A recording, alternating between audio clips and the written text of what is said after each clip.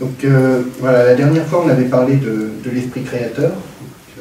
C'est l'esprit qui est porteur de vie, qui vient ordonner les choses, l'esprit qui nous fait co-créateur avec Dieu, et qui sait aussi s'arrêter de créer parfois. C'est les 4 points qu'on a abordés la dernière fois. Et donc l'esprit créateur, en parlant, on s'est plutôt intéressé à tout ce qui tourne autour de la matière, du corps. Mais il y a d'autres aspects de la personne, il y a les sentiments, le psychisme, il y a aussi la raison et l'intelligence. Aujourd'hui, on va parler plutôt de l'esprit de lumière, qui concerne davantage l'intelligence. Alors pas seulement les neurones, les raisonnements intellectuels, mais aussi l'intelligence du cœur, qui est le cœur qui est le lieu de l'intelligence dans l'Ancien Testament. Donc, une prochaine fois, peut-être, on parlera de l'esprit d'amour, qui touche plus la dimension des affects, des sentiments, des émotions, le siège et le psychisme. Donc on a ces 3 dimensions en fait, de la personne biblique, le corps, l'âme et l'esprit. Et aujourd'hui, on va parler de l'esprit et du don de l'intelligence et de la sagesse. Donc c'est une dimension extrêmement importante, l'intelligence. Voilà. La foi, c'est pas seulement une acceptation aveugle, quelque chose qu'on pense en dépit de la raison, ou par exemple je fais croire parce qu'on a dit de le faire, comme on pourrait parfois vouloir nous le faire croire. Au contraire, l'intelligence, c'est vraiment une dimension très importante de la foi. Dieu ne nous demande pas simplement de croire. En français, on voit bien cette petite subtilité. Voilà, je pourrais dire je crois que Dieu existe, qui va finalement se transformer en je crois bien que Dieu existe. Donc finalement, on n'est plus trop sûr. Voilà, et Dieu nous demande d'être certain, voilà, de savoir qu'il existe, de comprendre. Donc on est invité à faire usage de notre intelligence pour ça, pour comprendre la parole de Dieu, pour comprendre son œuvre par la science, voilà, pour développer notre connaissance de Dieu et ainsi nous en rapprocher. C'est extrêmement important, cette dimension-là. Et en même temps, Dieu ne peut pas se comprendre totalement par l'intelligence. Voilà. L'existence ou la non-existence de Dieu, c'est sans doute quelque chose qu'on n'arrivera jamais à prouver de façon formelle. Voilà, c'est là que la foi intervient. Mais on peut quand même on doit réfléchir sur son action, voilà, et sa parole afin de s'en rapprocher. Voilà, finalement, en cherchant à comprendre les merveilles de Dieu, on finit par le trouver. C'est un moyen de s'en rapprocher, de toucher finalement un peu de Dieu. Et nous sommes aidés dans cette démarche par l'esprit de lumière. Alors, avant d'en parler plus longuement de cet esprit de lumière, on peut se demander ce que c'est que la lumière et voilà, de quelle manière on en fait l'expérience. Ça pourra déjà nous donner quelques pistes sur ce que peut être l'esprit de lumière. Alors, quand on pense à la lumière, il y a d'abord une expérience sensible. On pense d'abord à une expérience sensible de la lumière, donc par nos sens, bien sûr la vue. Donc, on peut voir les couleurs, les intensités, les ombres, les contrastes. Ça donne du relief, de l'épaisseur aux choses. Il y a aussi, par exemple, le toucher. On va pouvoir sentir la chaleur de la lumière, l'énergie qu'elle nous transmet. Au contraire, le froid lié à son absence. Voilà. C'est une première expérience qu'on peut faire de la lumière, par les sens. C'est aussi une expérience spirituelle. Voilà. La lumière, ça peut être la lumière de l'intelligence. On pourra parler d'un esprit lumineux, par exemple. Voilà, dans les BD, souvent, quelqu'un qui a une idée, c'est représenté par une ampoule. C'est comme une étincelle voilà, qui vient éclairer l'esprit et qui donne l'intelligence. Bon. Ça peut être aussi la lumière du cœur, qui permet de se connaître de l'intérieur, et aussi d'éclairer nos relations. Ça peut, par exemple, changer notre regard sur des personnes qu'on ne connaissait pas forcément bien avant. Enfin, moi, je me souviens, par exemple, d'un collègue que je trouvais un peu froid. On n'était pas forcément en bonne relation, on n'en avait pas vraiment. Un jour, on s'est tapé un fou rire devant la machine à café. parce que ce jour-là, je sais pas, il y a quelque chose qui s'est débloqué. Peut-être lui, il était plus accessible. Moi, j'étais plus disposé à aller vers lui. Donc, voilà, ça peut produire cette lumière du cœur qui vient éclairer les relations d'une manière nouvelle. Et ça peut être aussi la lumière divine, voilà, la source de la vérité, le principe de connaissance. Ça, c'est ce qui est plutôt lié à l'intelligence de la foi, voilà, ce qui va nous aider à percevoir la vérité de Dieu. Donc la lumière, c'est tout ça. Et pour parler de l'esprit de lumière, on va d'abord aborder un premier thème qui est l'esprit lumière de nos vies. Voilà.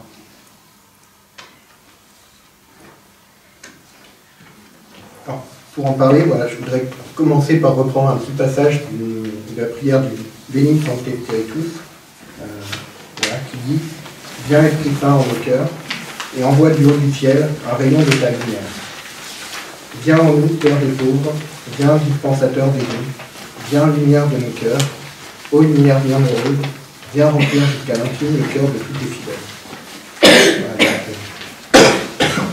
plusieurs fois dans ce passage, l'Esprit Saint est lié à la lumière. On l'appelle vraiment l'esprit de lumière. Alors pourquoi ? On trouve plusieurs passages dans la Bible qui nous parlent de l'Esprit Saint comme esprit de lumière. D'abord, dans la première lettre de Jean, chapitre 1, verset 5, il nous est dit « Dieu est lumière ». Et dans l'évangile de Jean, chapitre 8, verset 2, Jésus leur parla de nouveau et dit « Je suis la lumière du monde, celui qui me suit ne marchera pas dans les ténèbres, mais il aura la lumière de la vie. » Donc voilà, Dieu nous apporte vraiment la lumière, il dit « Je suis la lumière ». Et par cet esprit de lumière, Dieu va pouvoir agir. Donc, il va nous donner de la clarté et apporter de la vérité à notre intelligence. Voilà. Finalement, l'esprit, avec un grand E, va venir éclairer notre esprit, avec un petit E, va venir éclairer notre intelligence, va venir tous nos raisonnements. Voilà. Dieu va venir aussi éclairer nos vies intérieures, voilà, en particulier là où il y a des ténèbres. Il va venir faire la vérité sur nous-mêmes, il va venir éclairer ces zones d'ombre où peut-être j'aime pas trop aller. Voilà, les endroits où je suis moins à l'aise avec moi-même. Il va illuminer notre route, nos choix, voilà, tous les domaines de nos vies finalement. Finalement, l'Esprit Saint nous ouvre aussi à la profondeur de Dieu, donc à savoir la Trinité, le Christ et les Écritures. Il va nous aider à comprendre Dieu à travers ces différents aspects. Dans l'évangile de Jean, chapitre 1, verset 4, c'est écrit « En elle, la parole, le logos, le verbe, était la vie, et la vie était la lumière des hommes. » L'Esprit Saint va nous aider à comprendre la parole de Dieu, qui est porteuse de lumière, qui va nous aider à éclairer nos vies.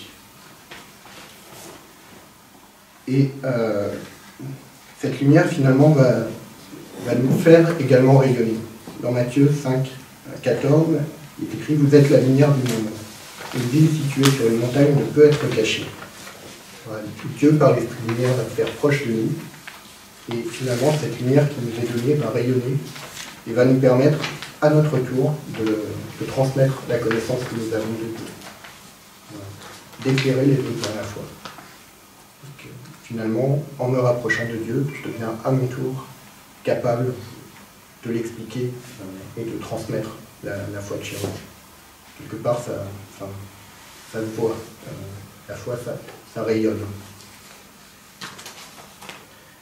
Donc Dieu ouvre notre cœur à sa lumière. Voilà. Si on reprend le Béni Sancte Spiritus, viens Esprit Saint en nos cœurs et envoie du haut du ciel un rayon de ta lumière.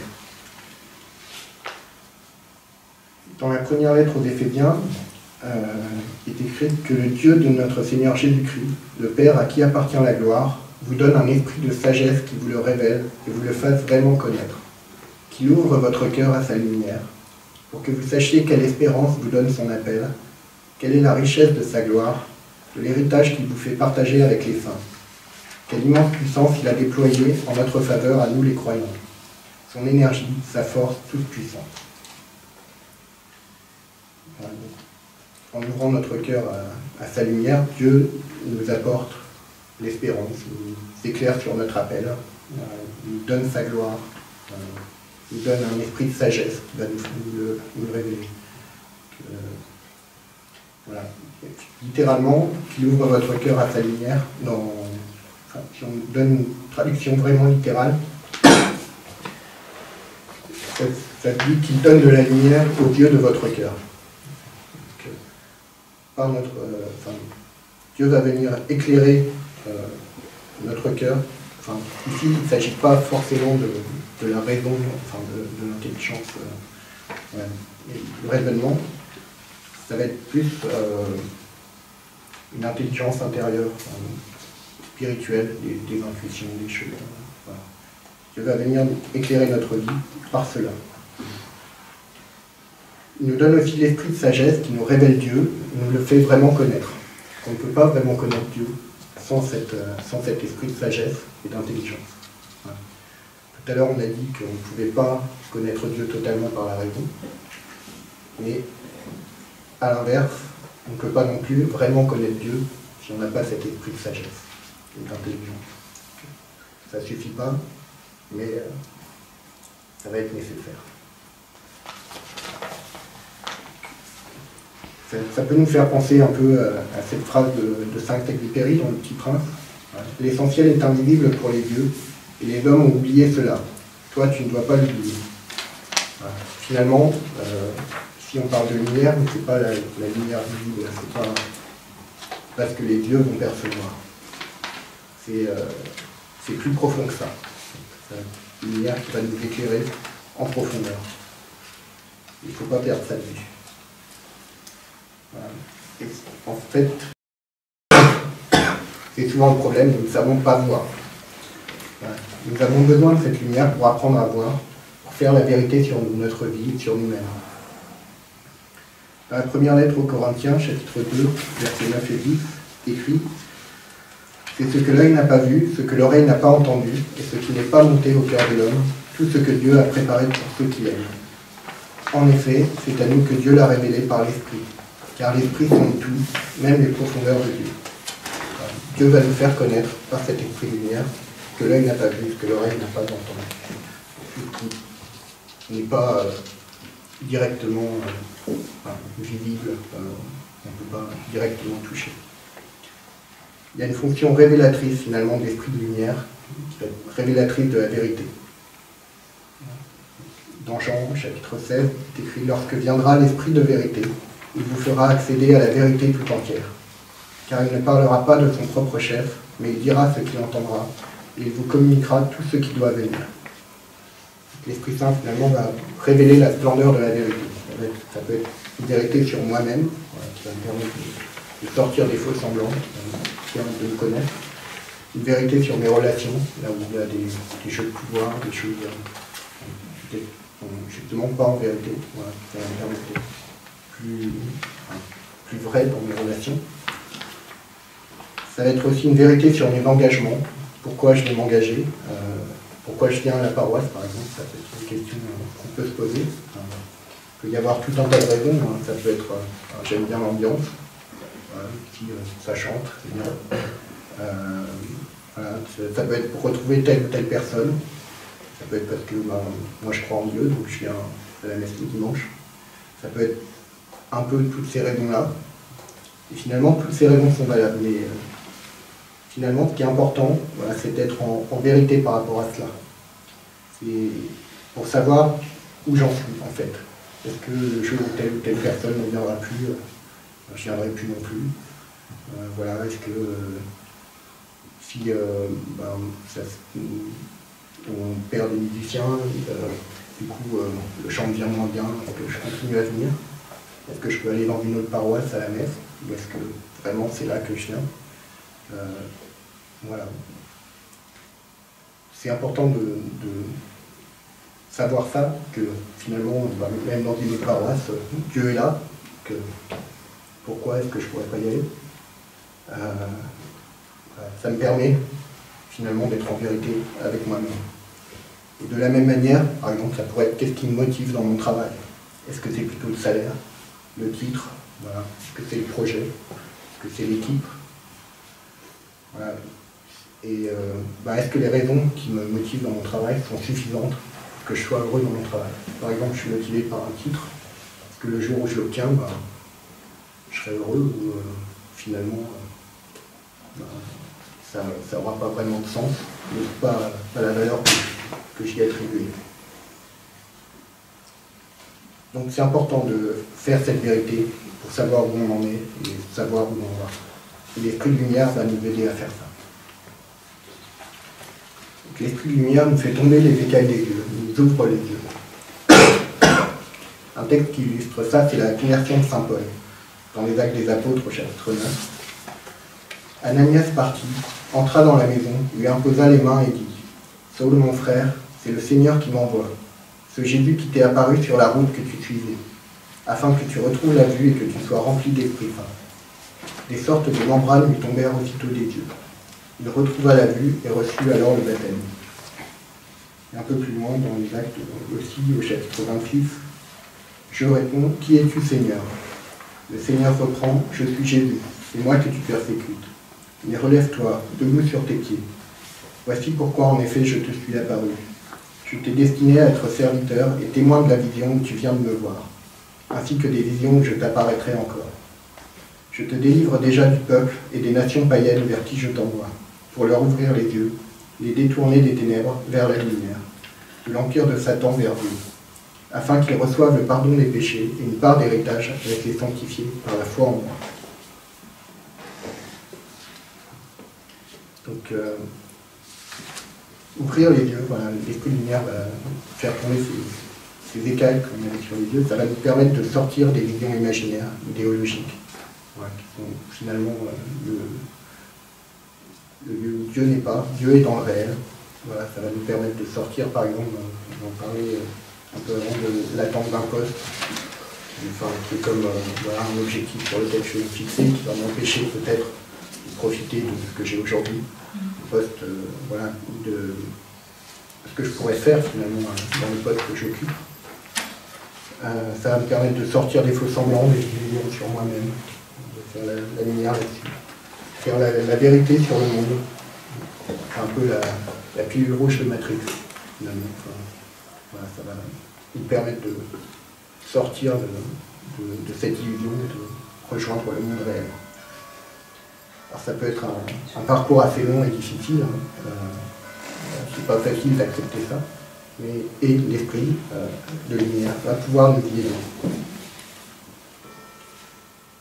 Donc c'est le sujet de la deuxième partie, l'esprit m'ouvre les yeux sur ma vie.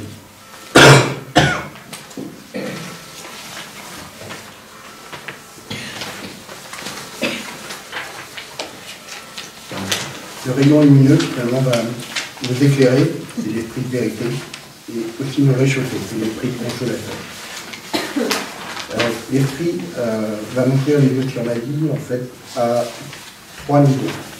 Le niveau, c'est tout d'abord une lumière pour ma vie intérieure et personnelle. Voilà, ça va me faire devenir fils de la lumière. C'est d'abord une lumière qui donne la foi.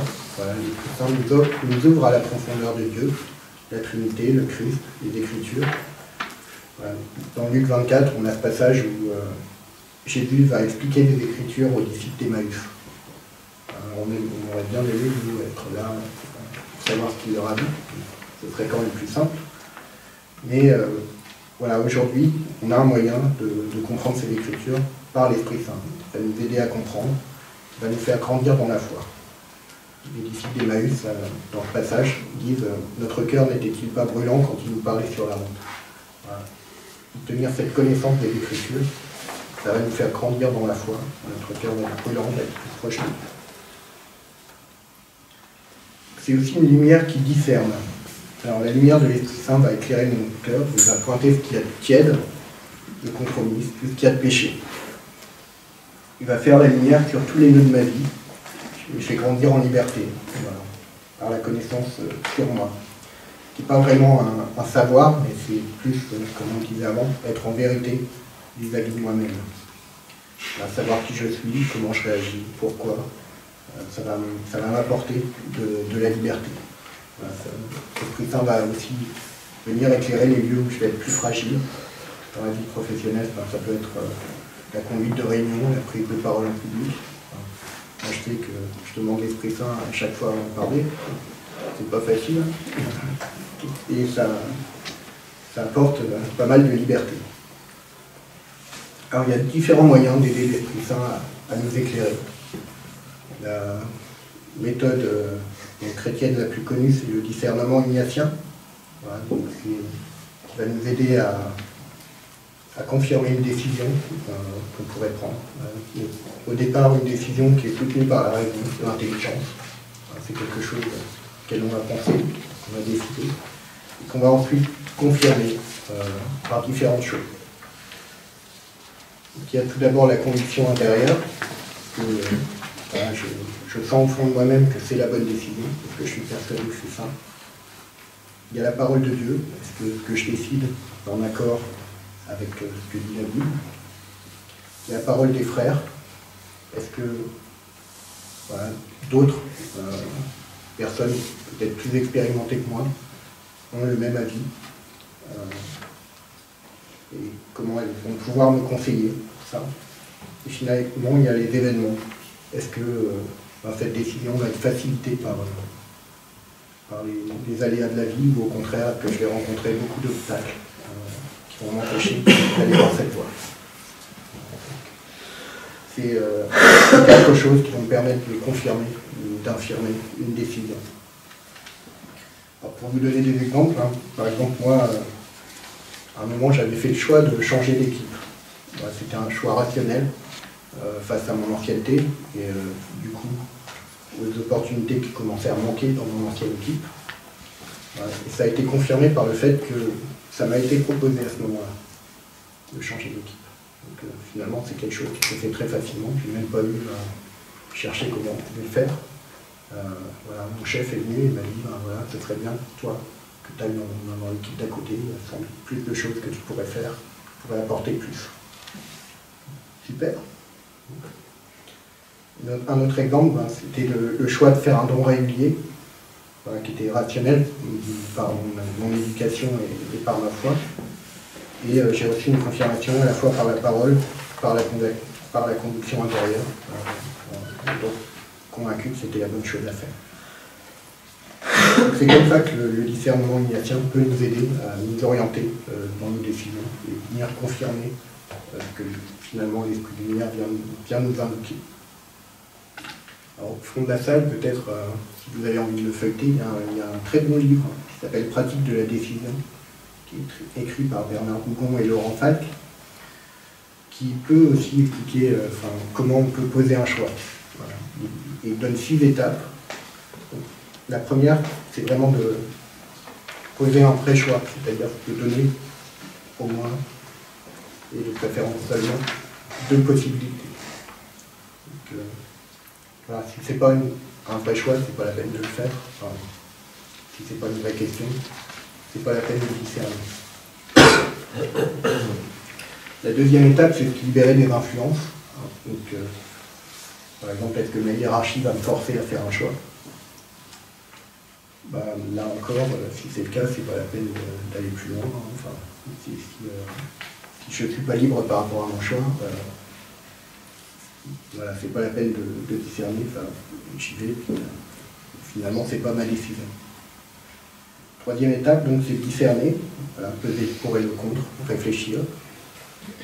Et la quatrième, ce sera de choisir une des options du choix. Donc, il y a encore 2 étapes. Donc, la cinquième, c'est de confirmer le choix, par exemple par le discernement ignatien, en regardant ce qui se passe, ce que dit la parole de Dieu, ce que disent mes collègues. Voilà. Et finalement, dernière étape, vraiment décider et mettre en pratique le choix. Et c'est important de ces 6 étapes à l'esprit. Ça peut vraiment aider dans la vie professionnelle. Alors bien souvent, malheureusement, hein, nous sommes aveugles par rapport à ces choix. Nous ne pouvons pas voir ce que l'Esprit Saint veut nous indiquer. Saint Basile nous dit, si la lumière de l'Esprit Saint s'éteint dans notre âme à cause du péché, tout retombe dans l'obscurité. Et c'est difficile de sortir de l'obscurité. Enfin, la lumière, quand on sort d'une pièce sombre, ça vient, ça nous évolue, on a du mal à l'interdire. Ça prend un peu de temps pour s'y réhabituer. Donc, se couper de l'Esprit Saint, de l'Esprit de lumière, bien, du coup, ça va nous demander un peu de temps pour revenir dans cette optique, pour se remettre dans cette dynamique de laisser nous guider dans le choix. Voilà, c'est pour ça qu'il faut pratiquer. Voilà. Il y aura peut-être certains exercices qui pourront vous y aider, certains des exercices qu'on vous propose pas. Donc c'est une lumière qui discerne, c'est aussi une lumière qui console. L'esprit de lumière devient mon ami, qui va me faire du bien, qui va rester dans mon cœur, celui qui va marcher à mes côtés. Voilà.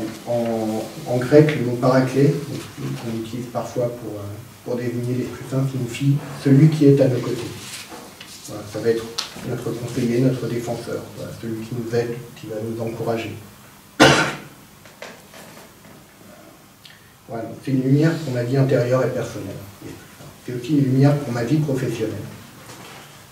L'esprit de lumière va nous donner une vision, voilà, au sens de vocation professionnelle, qui va être liée à ma finalité.